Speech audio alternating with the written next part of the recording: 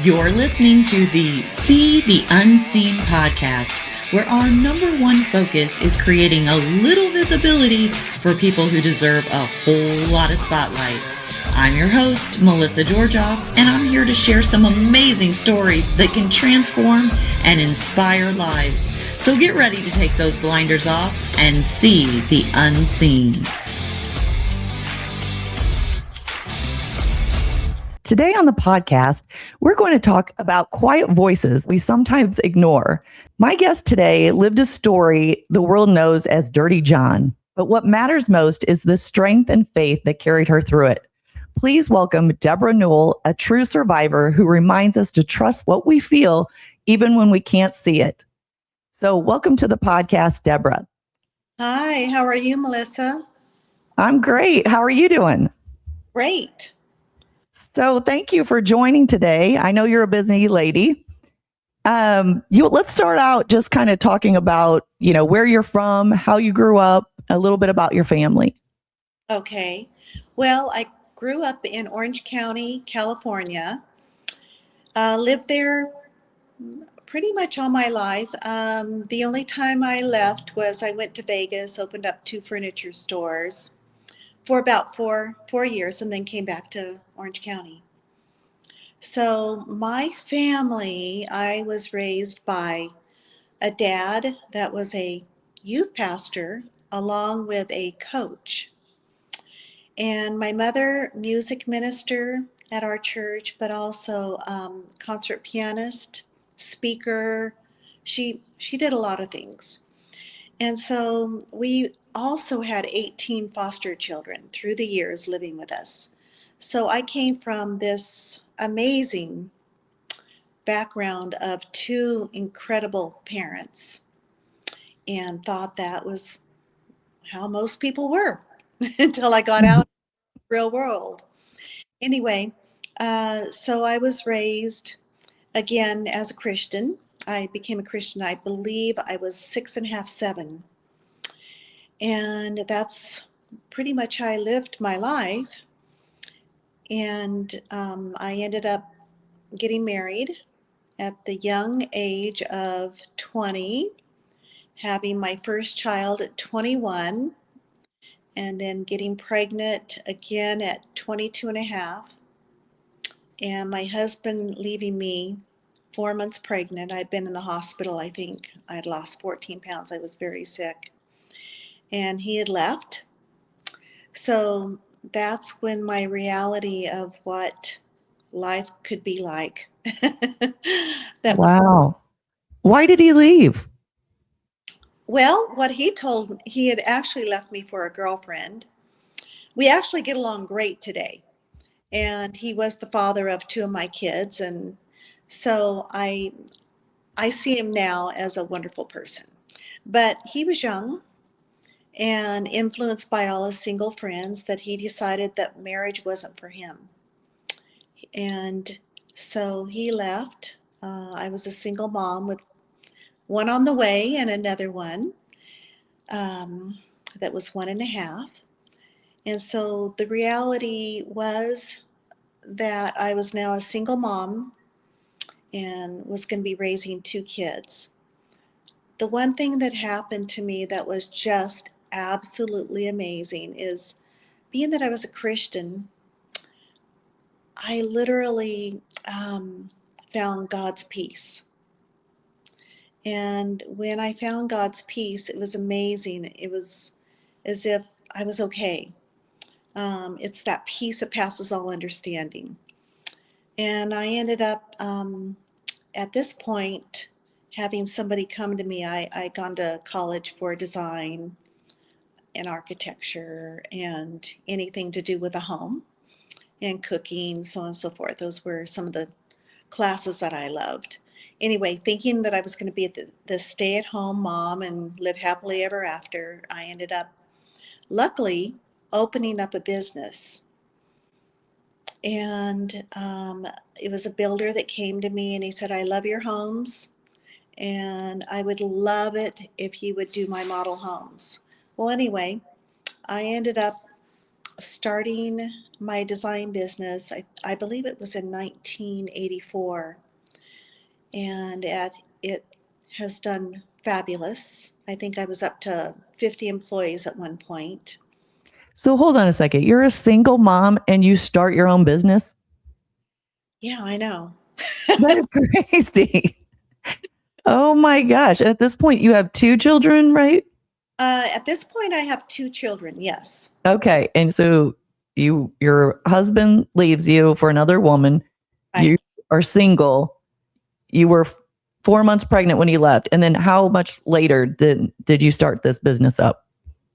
Well, what I did was when this man came to me and said, I want you to do my model homes, I thought, well, I only want to do them if I feel I can do them right, because I want it to be a win-win for both of us. So I actually hired this woman that was like top in the industry at doing model homes. I'd walked model after model and found this woman, ended up going back to school. And then several months later, I went to him and I said, okay, I'm ready. And it was the start of a great relationship. I worked for him for several years, but I was fortunate enough to work for at least, oh gosh, at this point, I've probably worked for 60 builders. And I believe Wow. 90% of them are the top of the industry. So very fortunate, very much I believe it was a God thing. So I was able. Sure. Like, how did you have the confidence though to start a business? You never owned a business. Like, was your husband in this business or? So my first husband was a builder. At the age of 25, he owned a brokerage firm, real estate brokerage, and then he also had a business with his brother, which did homes all over the place.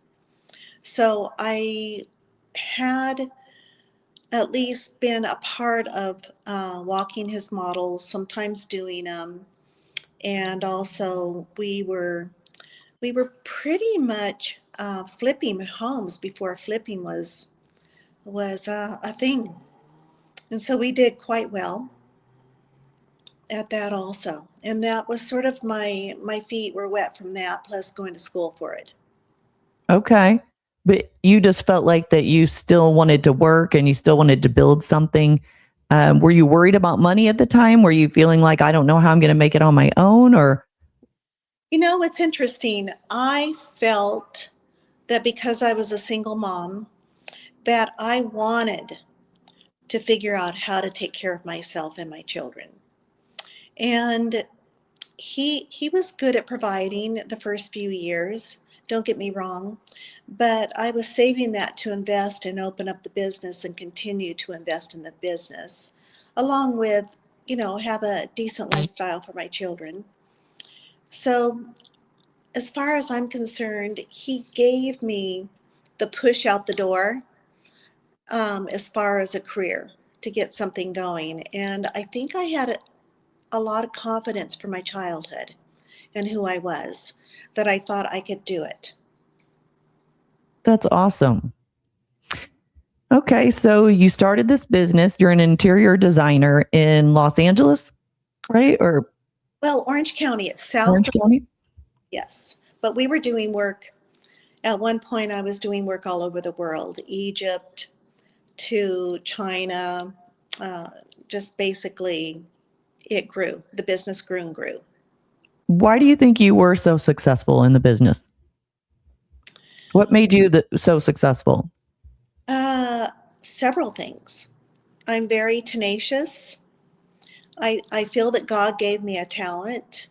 I am extremely hardworking. Um, there, there's something inside of me where I had the passion. I mean, I can't begin to tell you how much of a passion I had for it.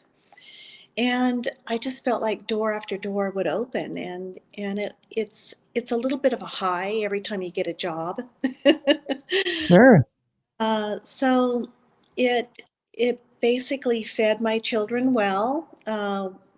They were able to have a nice lifestyle. and at the same time did a lot of travel, and I would take them a lot. I felt that God did open a door, and he I feel that he gave me this God-given talent.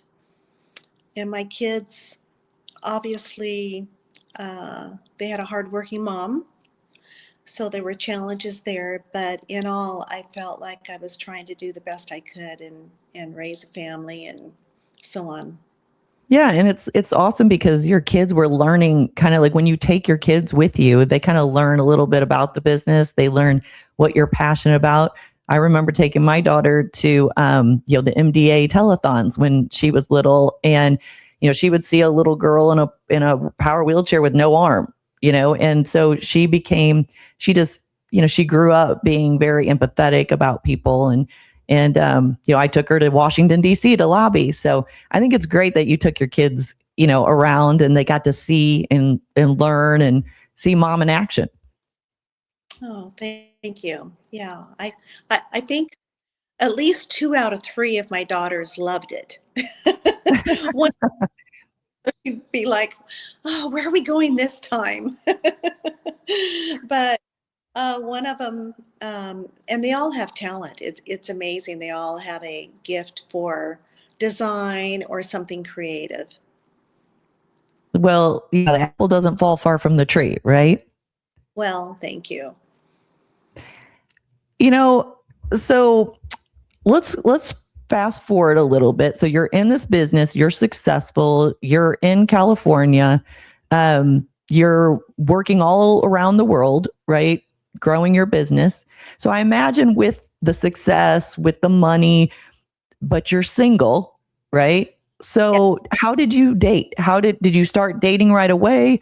Tell us a little bit about that.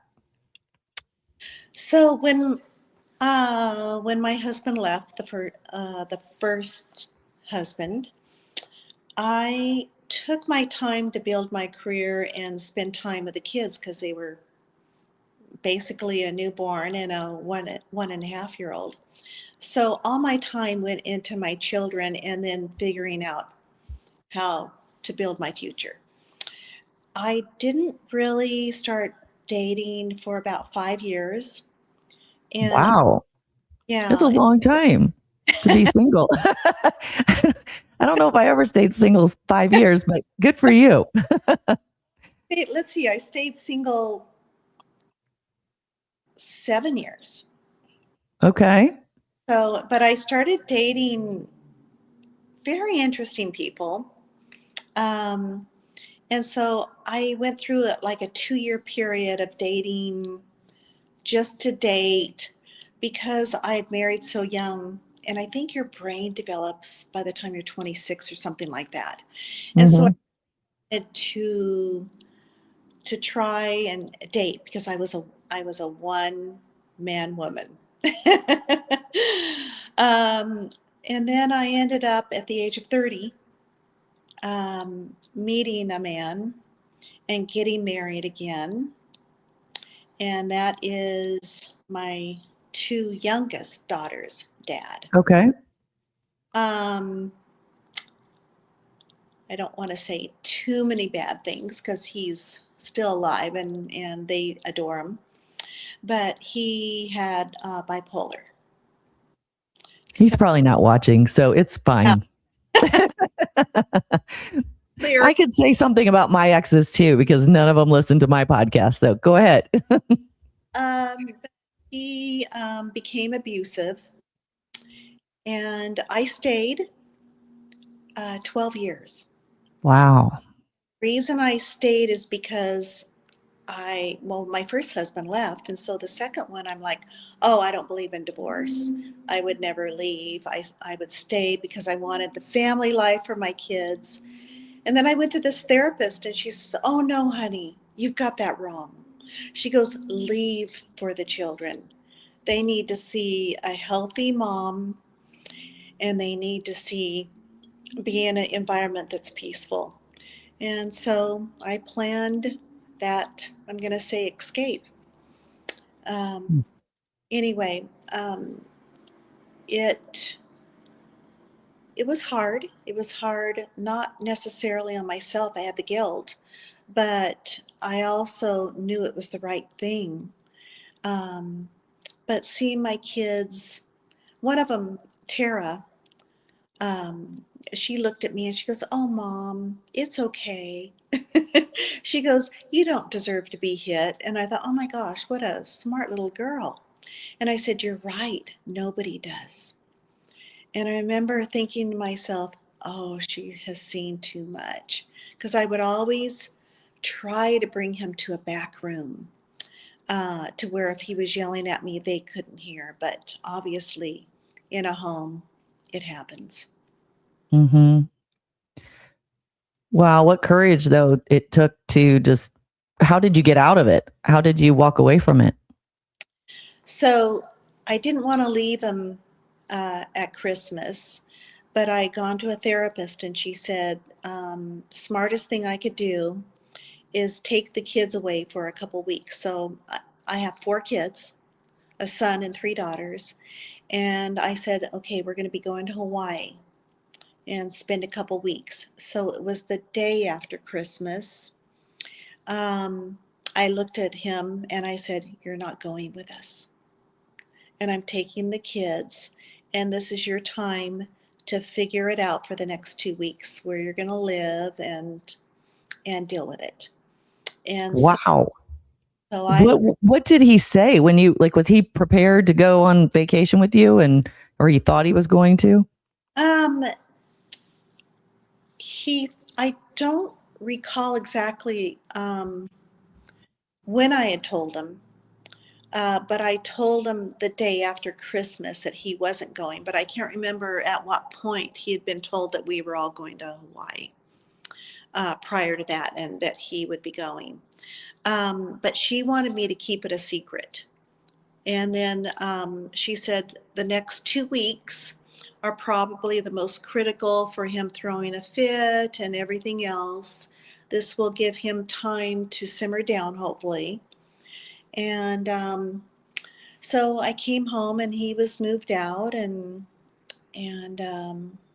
I started the divorce proceedings.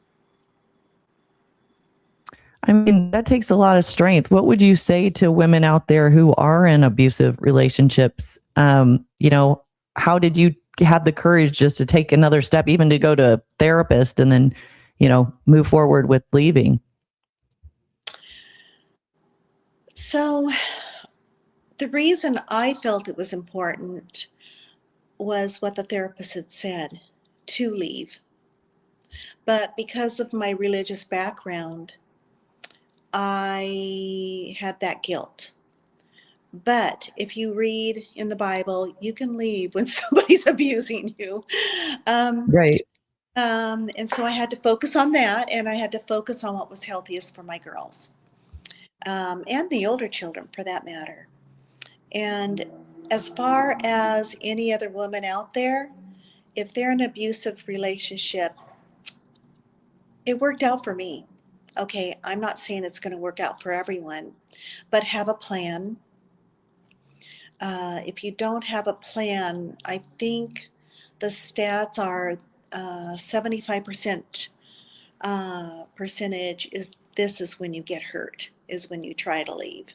So having a plan, making sure people are aware that you've been abused, have documentation. I mean, there's so many things that you can do these days, um, just so that when you do leave, he, I think one of the biggest issues these days, religion, money, um, and I feel that the unknown.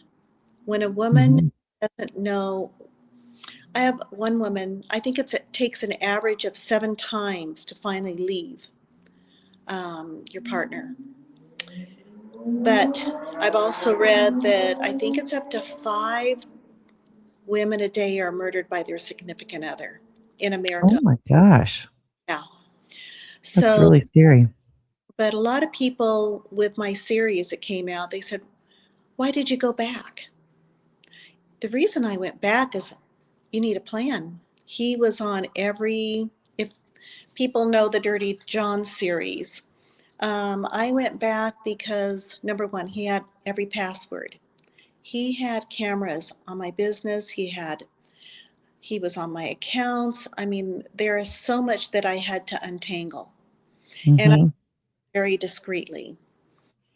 Well, let's talk about, if you want to go, you want to move forward and really talk about how you met John. Sure. Okay. Let's just forget all those other ones. Okay. Wait. Which let's move forward.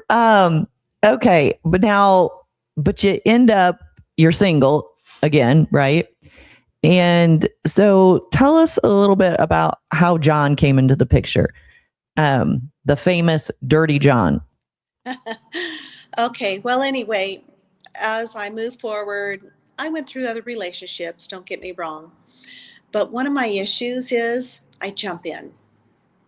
I jump in when they're love bombing me.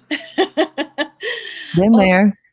because I had zero time. I have 4 kids, I have a major career, and I also trusted way too easily. Um, and so, anyway, at this point in my life, I believe it was 2013 or 14. And my middle daughter says to me, "Hey, Mom, I think you should date again." And I thought, okay. And so she signed me up on a website. And I guess I can't remember, I think it was 70 to 75 guys popped up. You know how they Right. You were they, like on the old Bumbler, or maybe it was like Match.com or back then, or yes, whatever it was. And myself, oh, yuck, no, thank you. And so I went through them and delete, delete, delete, delete. And then I my came, daughter used to say, when I was on Match.com, this was years and years ago. My daughter, I was single, mom, and she said, "Mom, I saw this one guy. He was on a stool, and he's bald, and he just looked super dorky." And she goes, "Mom, that's delete the deleted." So that was our inside joke. All of them were like, "Delete the deleted." yeah. Anyway, sorry to interrupt. Go ahead. Oh, so anyway, I kept 4 or 5 of them. And so I went on date number 1. And I remember showing up and looking around thinking, I don't think he's here. And this guy walks up to me I mean, nothing against baldness, okay? Yeah. But in his profile picture, he had hair.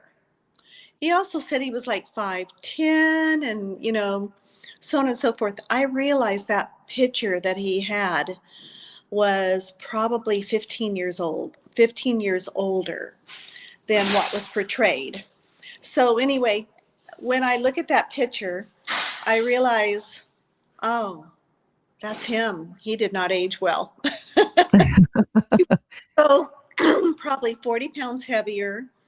And he had said he was 5'10". I think he was about 5'6".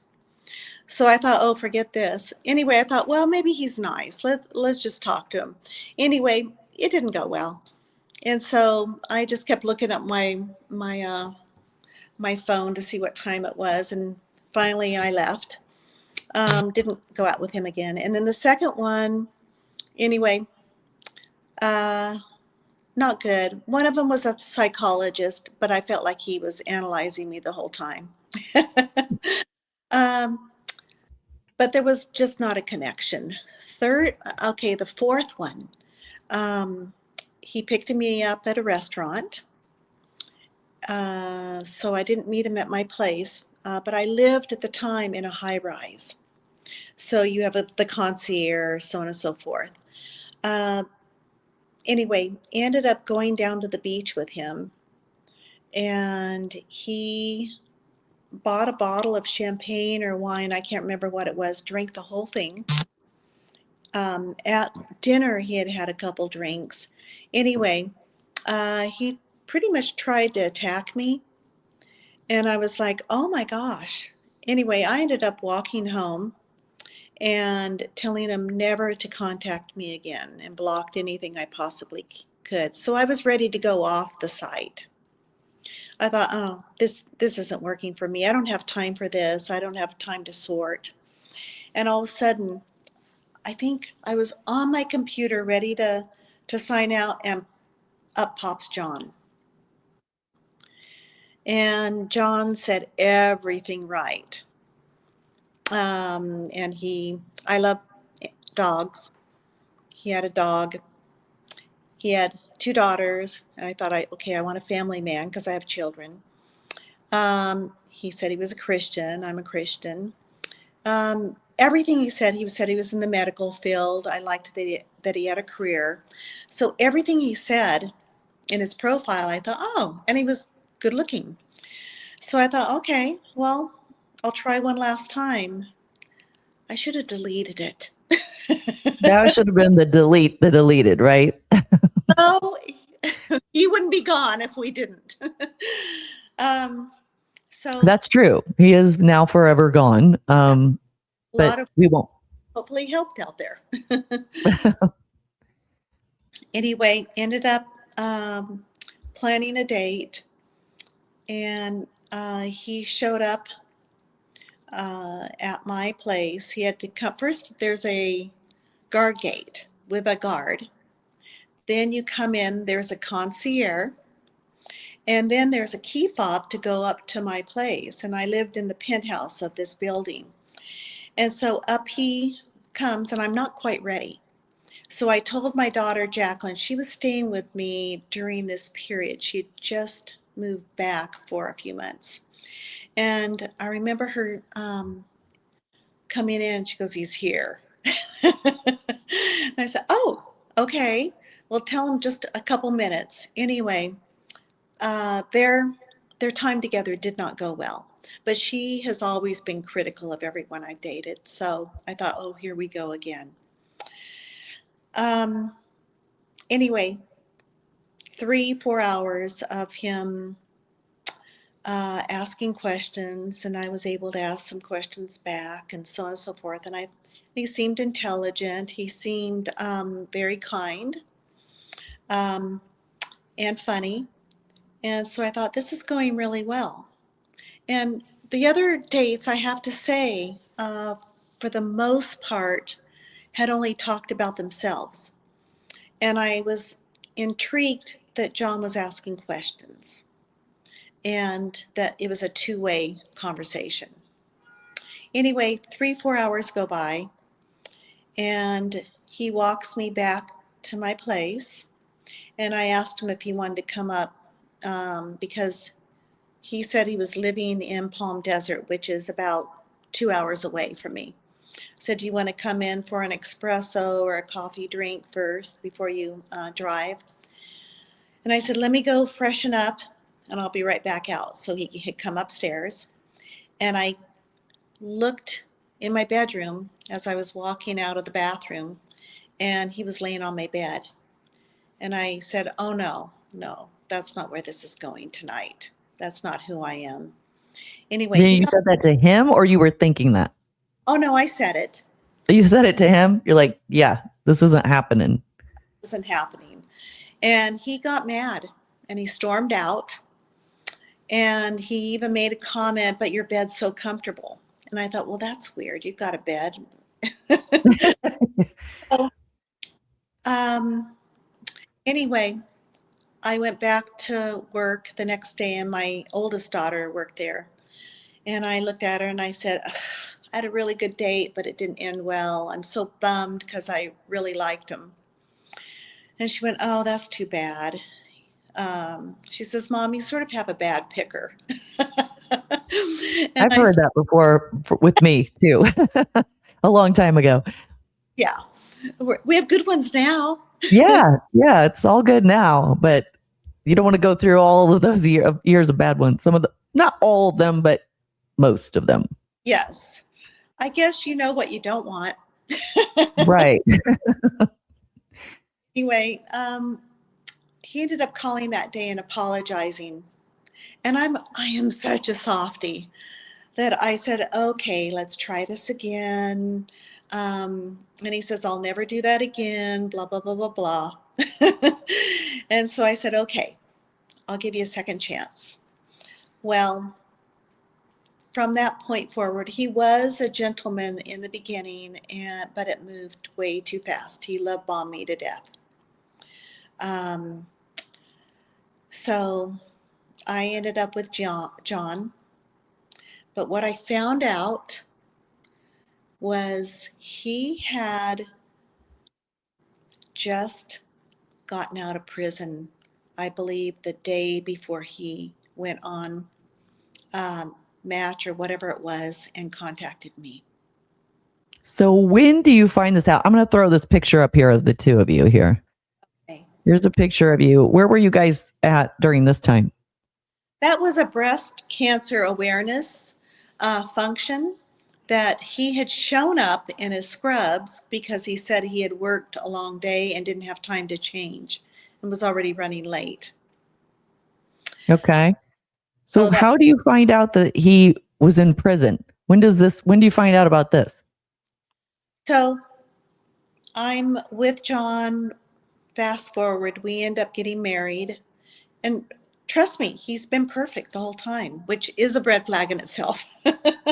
Well, when you found out that he was in prison, were you like, how did you get through that? What did he say he was in prison for? He didn't tell me. My kids decided to do a background check because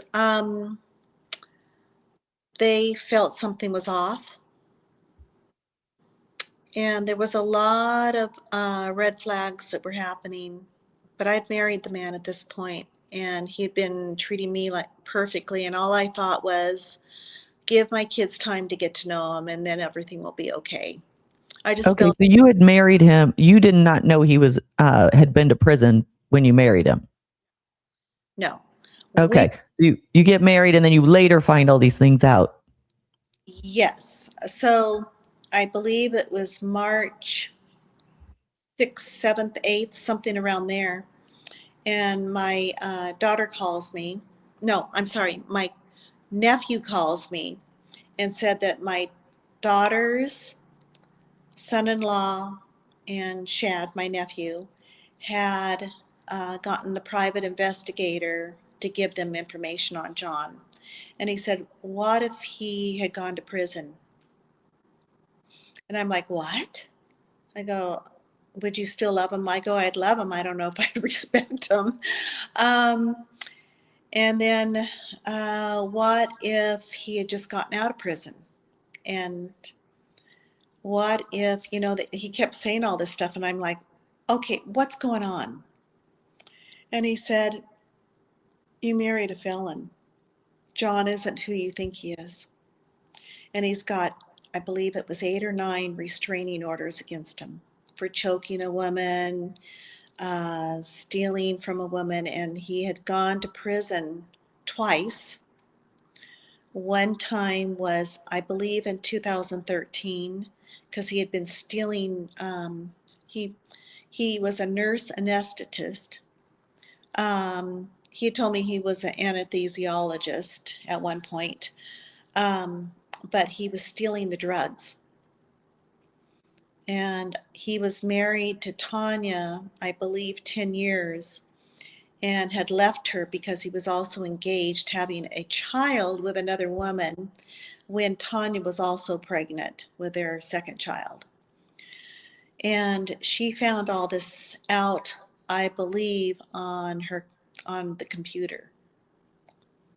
Okay. So how are you finding all of these things out? So you found out he was in prison. He just got out of prison. Are all these, and then all the restraining orders are listed. And then did you start like contacting some of these women, or how did you get in contact with them?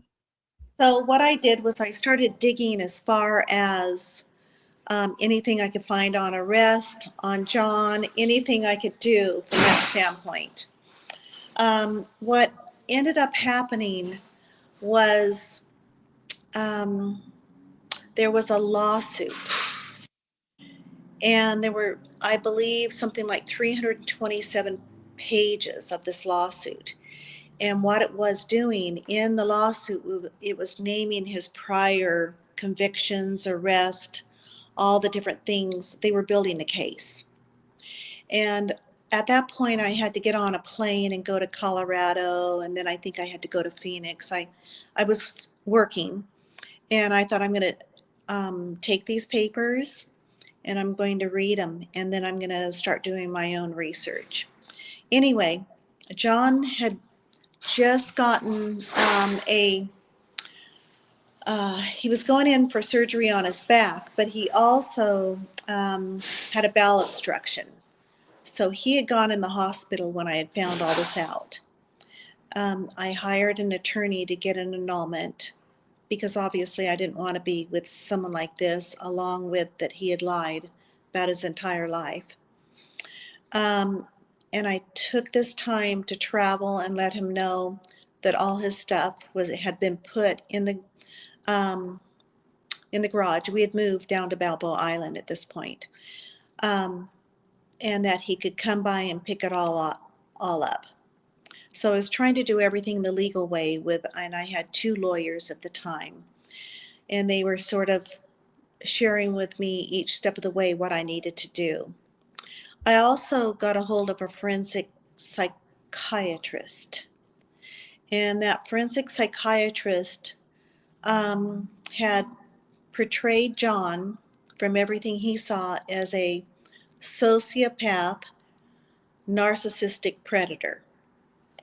And so I started studying what sociopaths were, narcissists, predators, you name it, so that I could analyze and be able to know what I was dealing with. 3 weeks later, I realized I've got to go back. I had to pick him up at the hospital because he had no one to pick him up at the hospital. I put him in a hotel because I had given up the place that we were living at on Balboa Island. And I thought, I've got to go back. I don't have a choice until I figure out how to move money around, how to close out anything he had a password to. And another plan of attack was I bought a home in Vegas, and I planted him out there to watch all the workers, so on and so forth. So that way I got him out of Orange County, and Vegas is 4.5 hours away from Orange County. And then that way I knew he wouldn't be following my kids, following me, or anything that was destructive. During this time frame, I was working with a forensic psychiatrist to know my moves and how to get ahead of him. He had cameras set up all over the front door, the back door, the bedroom, my cars, my closets, you name it. But what he didn't realize is I could log onto him too. And I would have him take the Tesla a lot because the Tesla, that was one of my cars, I could see where he was going at all times and watch his moves. So I knew he wasn't going after a child or after me or whatever. And I realized he goes to a lot of doctor's appointments. So he was doctor hopping and getting pills wherever he could, so on and so forth. I did not see anything beyond him doing Oxycontin, but he said that was for his back. And I was not really aware of anyone in my life that had had any kind of drug problem or anything like that. So I was unaware of the signs.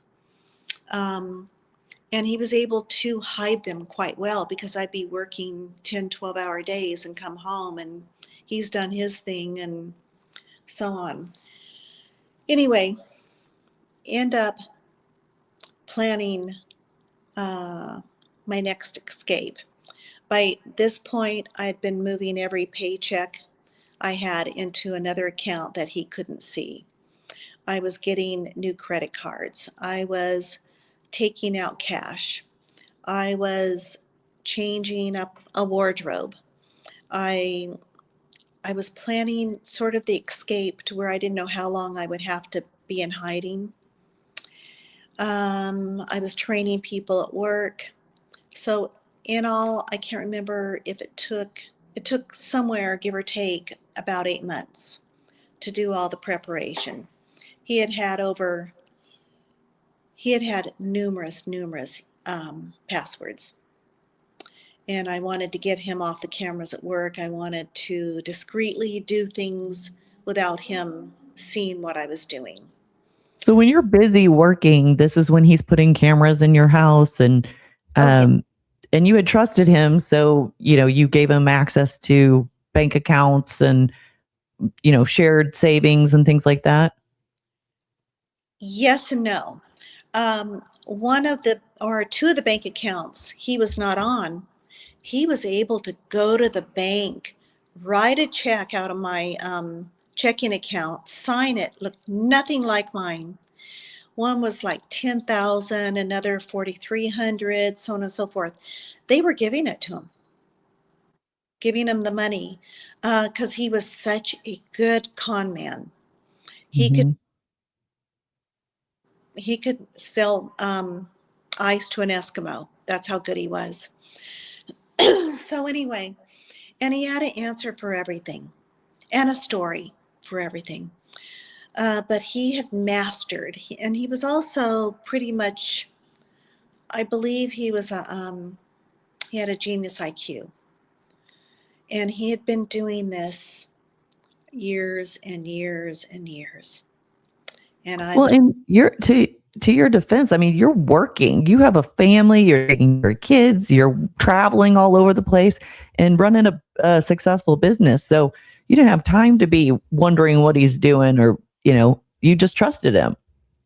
well, it's interesting that you say that, because what I was told is a con man. Mike, by the way, John ended up being, after everything was said and done, being having every trait of a psychopath. And so what I realized is you can't get into that brain. Um, I think logically or from the heart, and I think I have a pretty pure heart. So you don't even know how to manipulate. You don't know how to twist and turn and do all that he's doing. Right. And You think that people think like you, yeah, right? Like when you have a good heart, you think, well, everybody must feel like or think like this. They must not have really hateful thoughts about, someone, or think that they would do something to harm someone. But that's how I'm always like, I think, doesn't everybody think like me? but but see the, there, oh, yeah, yeah, but you could not relate to someone like that. no, I couldn't. And so I had to try, because I had to play his game for a while I was with him. But what happened was I'd gone out to Vegas and I was trying to find some of my stuff. Uh, and I had hid some money in the Irvine where we were living, or where my place was in Irvine. And I had been preparing. Well, anyway, I turned around, went home, and I left my computer. I think he had hid it. That's why it was left. But anyway, go back to Irvine. He shows up a day or two or three later, and he throws, at the end of my workday, and he throws a big wad of money on the bed. He goes, "What's this?" And I was leaving. I think we were down to the last few days before I was leaving him. And I go, money. And Mine. don't you touch it. Right. And he said, "Why?" I said, "Because I'm leaving you." And I looked him straight in the eye and I said, "You need to get out of my way." And he started pushing at my chest. And he said, "Hit me." And I said, "I'm not going to hit you." He goes, "Hit me, because if you hit me, you'll never get up again." And I said, "Just move." I remember grabbing a suitcase. I remember one shoe being in it, and I don't remember what else was in it, but nothing that made sense. But I was just trying to hurry to get out of there because he knew at this point. Anyway, I went to Jacqueline's and I said, Jacqueline, it's on. So we took, I believe we parked, I had 3 cars. The Tesla, though, was in Vegas, and the other 2 cars were here. Well, I parked them at the police station. And we went in her car. We went out to Vegas because I was going to get the Tesla, and we were going to pack up anything I possibly could that was mine and leave town, go into hiding. So we get out there, and the police call.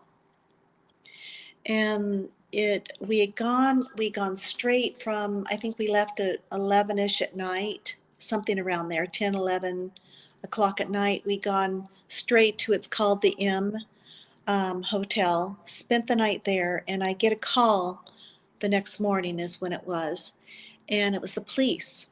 And they said, you hit your husband this morning? I said, no, I've never hit him. And they said, he's just called saying that you have hit him. And I said, no, why don't you look at my record and then look at his record? I said, besides that, I'm in Vegas. I left last night. And they said, oh, you did? And I said, yeah. I said, please look at his record. Look at who he is. And they said, okay, ma'am. Sorry to inconvenience you. Anyway, we went to the house. I had an install company that did our model homes, and I told some of the boys with the trucks, show up at my house with a truck, and I'm going to grab my belongings. So they went in, got the stuff, turned around, and the place looked like a hurricane had gone off in it. Ended up going into hiding, and at that point, I was in hiding. And I had So he had destroyed your house? He pretty much destroyed my house. It gets worse, though.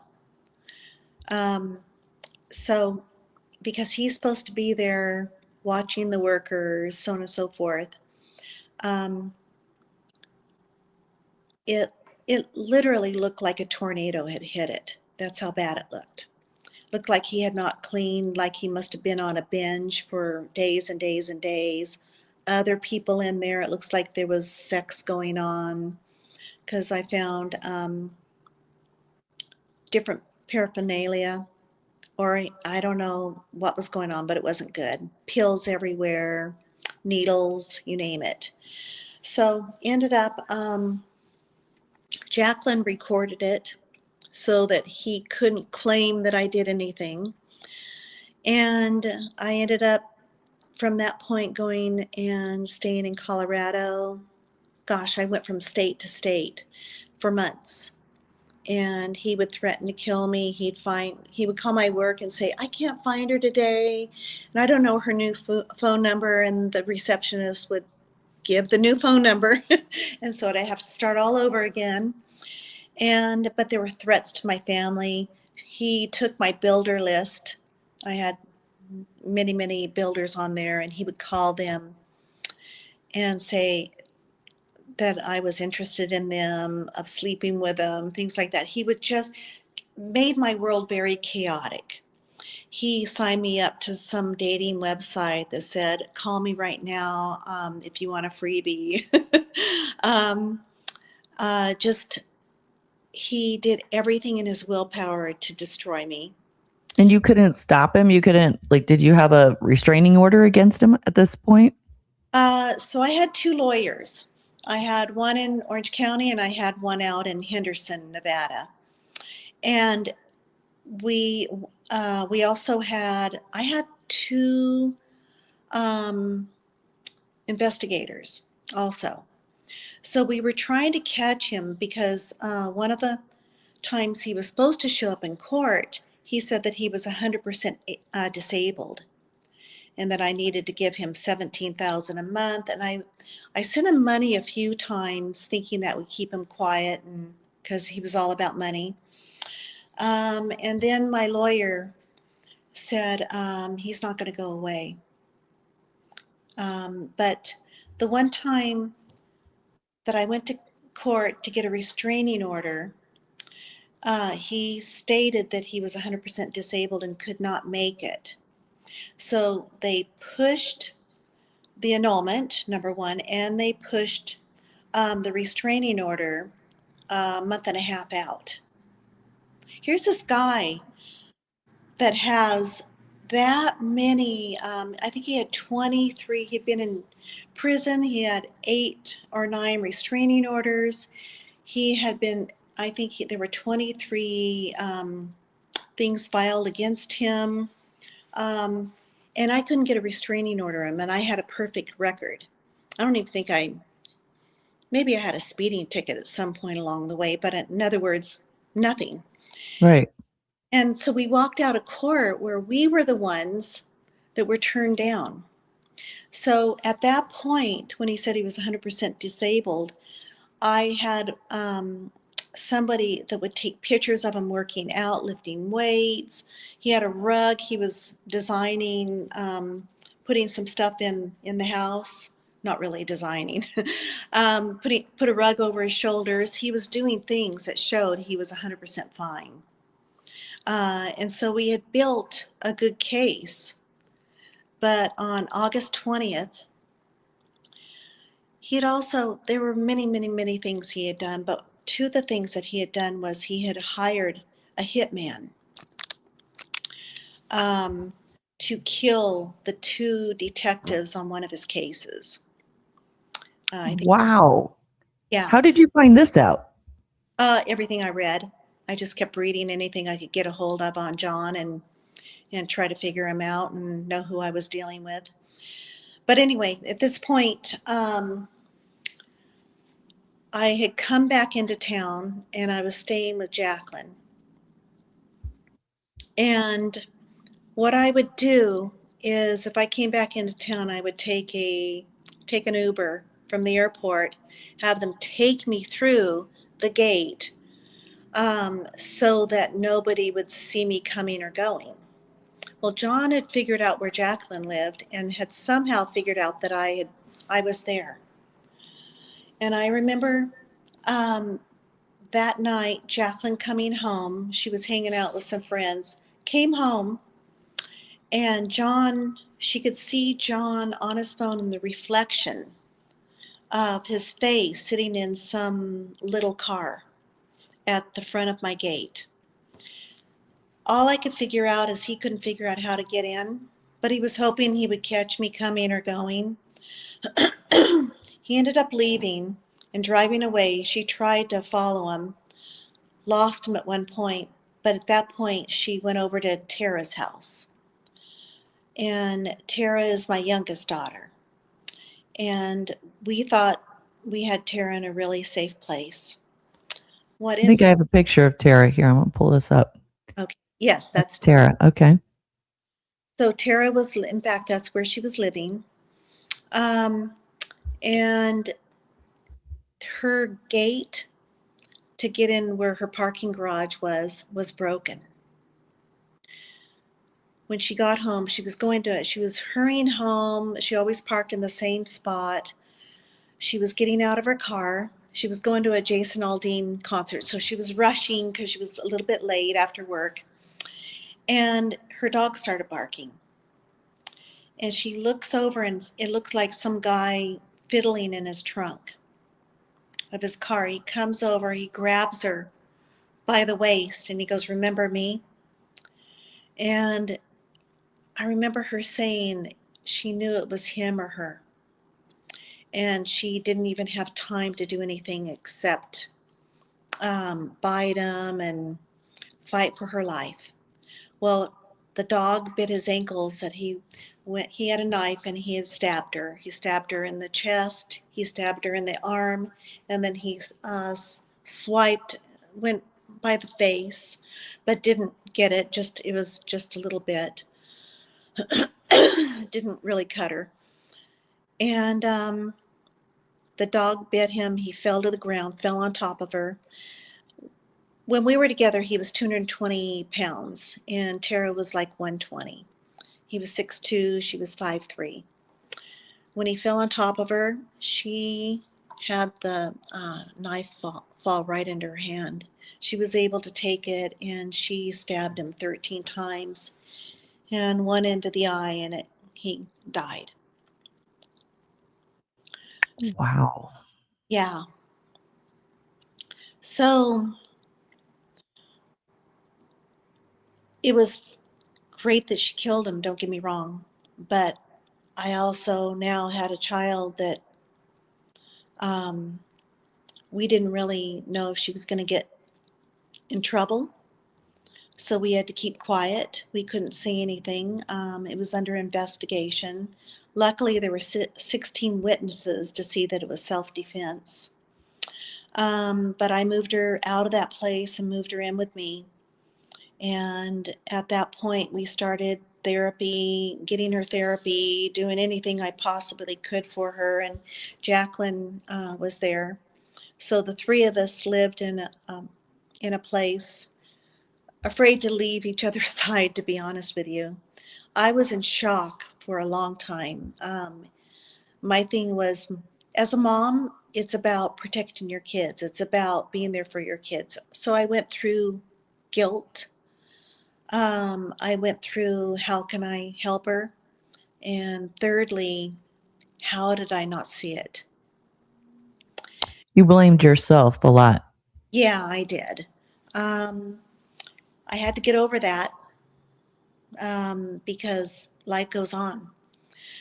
And you don't want to get stuck somewhere. But anyway, long story short, the Daily Pilot came to me, Hannah Fry, and said, "Hey, we have this guy, reporter from the LA Times. Do you mind if he does a story on you?" And I thought, okay. So I thought about it, and I thought, okay, well, we have to report what happened. And then as time went by, a few months went by at this point, I decided to talk to Chris, and we did. He ended up putting out an article that was, I believe, 7 pages, the full page of the LA Times. Put them back on the map. But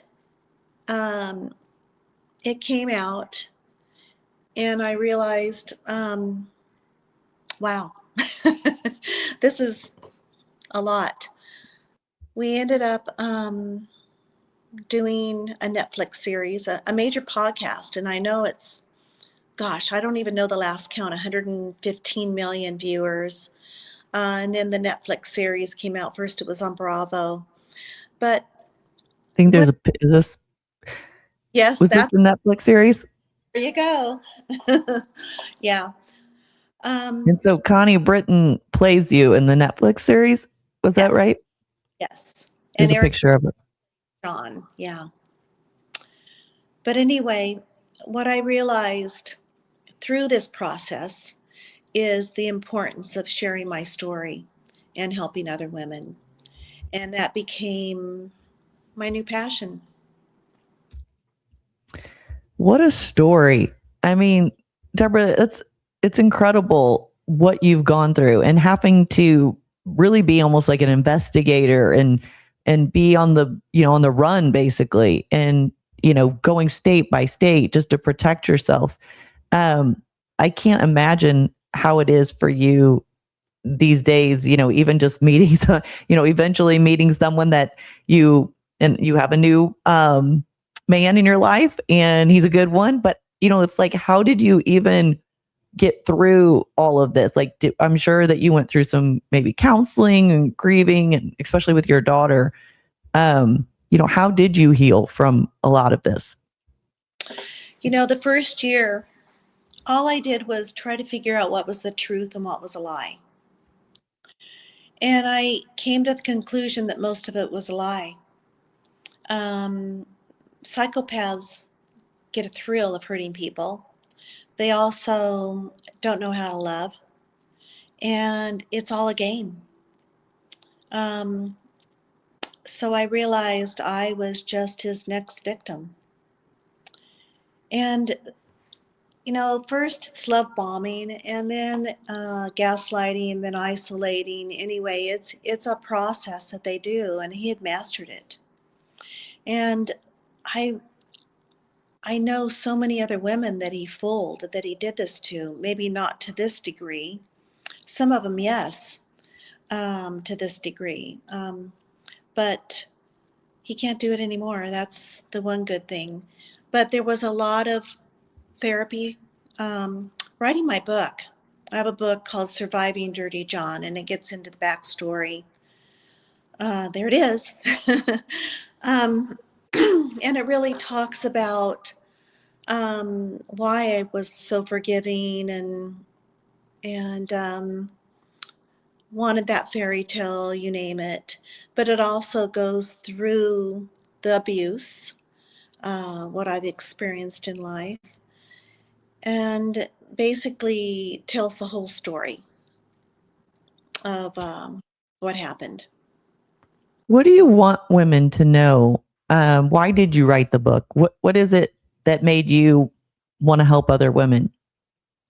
There's a lot of victim blaming in the world, and I went through that big time. A lot of people, why did you go back? Well, you have to have a plan, number one. But number two, they're good. They're con artists. We're not. We're the victims. I'm now a survivor, obviously, but it could happen to anyone. And there's so many women that are stuck. I was so fortunate that I had the financial means, so on and so forth, to get out. But a lot of these women don't, Mm, and become another statistic. sure. And you've been on a lot of different talk shows. You were on Dr. Oz. I've got a picture here of you and your daughter. Or not Yeah. you. That's not, yeah, that is you. Yes. Right. Okay. Doesn't look like you. Well, you know what? The trauma stayed in my body, and the toxins and everything that I gained weight during that time frame. It's That's really, not what I was saying. To me, it looked like your hair looks different. You're a little, I don't know. You just look a little different. But since that, it's been what, 8 years, 7 years, something like that. So we do change. yes, clearly I do for sure. But I had you here. You were on the Dr. Phil show. I think you just look so beautiful here. Oh, thank you. Yeah, I've been So a on, couple of talk shows. Here you were. Which one were you on in this picture? oh gosh, that might have been Megan Kelly's show, or that could have been, we've been on 30-ish shows. Wow. We were trying to spread awareness. And So what's that been like? You go from kind of, being in this business.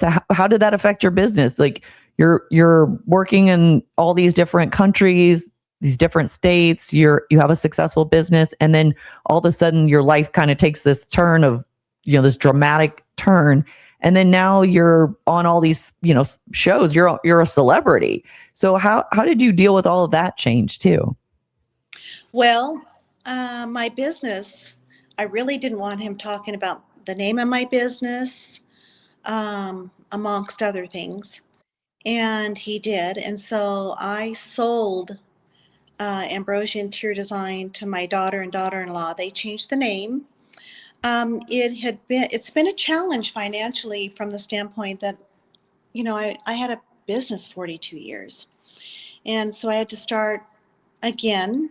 That's where I opened the stores in Vegas, and then COVID hits, so I had to close those. Now I'm in Tennessee, but I'm ready to get back out there and work. I had a little bit of a hiccup recently. um, should Do I you talk? want to share what your hiccup was?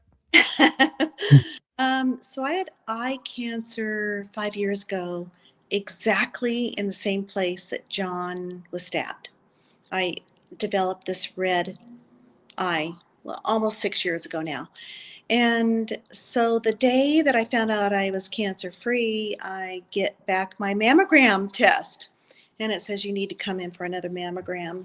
Well, anyway, after several tests and everything else, I ended up having breast cancer. And that's an ordeal just in itself. Oh my gosh, I want to be there for women that have gone through that. And then I got a breast infection and E. coli and you name it. So my body's gone through a lot lately. But I'm 90% better and have had the surgeries and plan on moving forward and putting it behind me. The thought that came through my mind is like, you're the strongest, softest woman I know. Aw. Like, just to think about all the things that you've gone through, and how strong you had to be to get out of these horrible situations and get through it, overcome it, and then go through, cancer, and come out from it. But you have such a calming, sweet demeanor about you. And, you've trusted people, you're kind, you're considerate, you know, and it's just like, it's very strange because it's like, how could, it's almost like you had to be so tough. Most people might, change and be different, or it might be, people might become angry or hateful if they've been through something, all the things that you've been through, but that's not who you are. And then you're literally going out, writing a book, telling your story. And if I remember correctly, you're working on some legislation too to help other people. I am. Yes, I helped or testified, whatever you want to call it. I'm not a lawyer.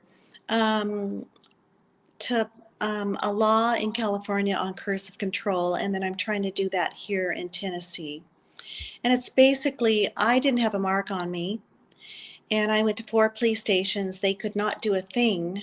And so this law helps, without having a mark on you, get someone arrested for coercive control. So explain what that is, cursive control. It's basically, like I said, the love bombing, the isolation, the control of another individual.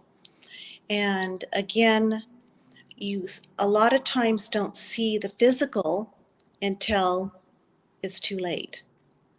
And this is just a way of trying to get people to be aware of what somebody can do, and that you don't necessarily have to have a mark on you. That's awesome that you are, going out and lobbying for such an important piece of legislation. So what's next for you? Like you said, I know you're working on a few things, but what does life look like now for you? Like what are you doing right now? What do you want to do? Well, in about 2 weeks, I believe it is, week and a half, 2 weeks, I'm going to be filming. And I don't know if I'm supposed to say anything too much about it, but it's going to be a Netflix series. And it probably won't air until next year.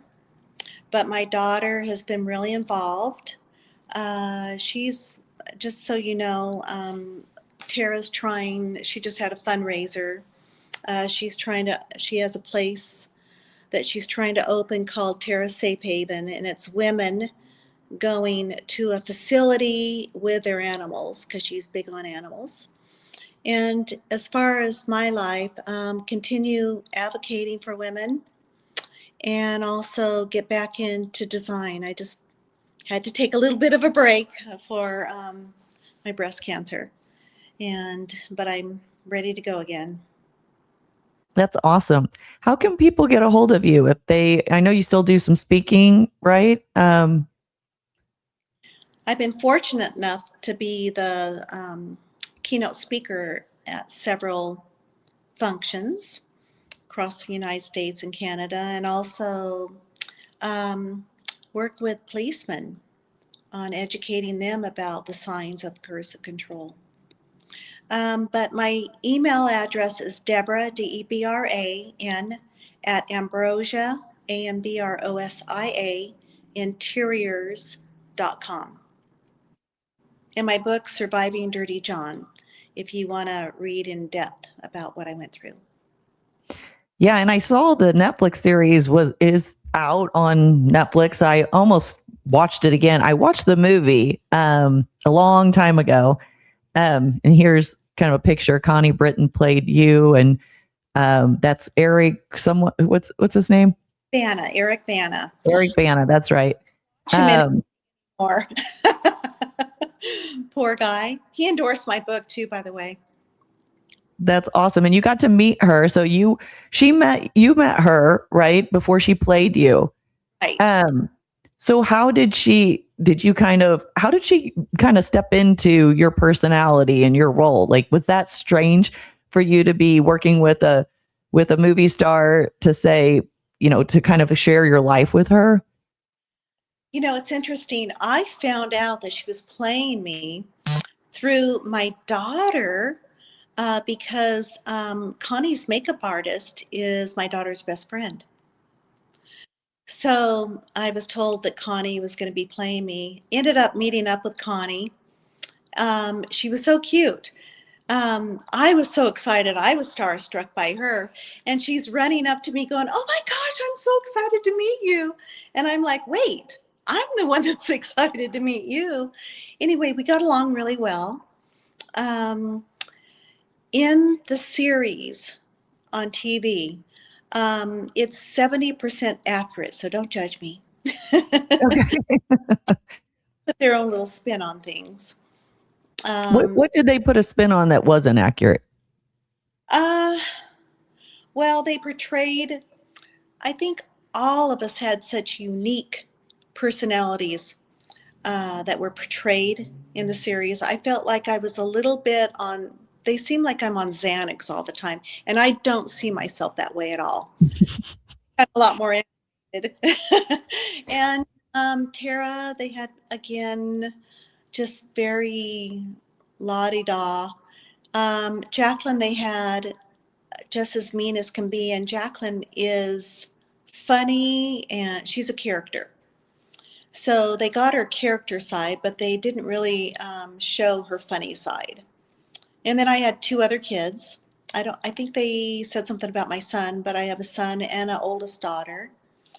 But there were just, they put their Hollywood spin on things. Now, when you're watching it, are you thinking, this is cool, or, they're pretty good, they've got it pretty good, or were you like, oh, this isn't really how it happened? I mean, what were your thoughts? You know what? I was okay with it. Key thing for me with everything is getting the message out there. What this is all about, that it could happen to anyone, and how, a con man can be so good.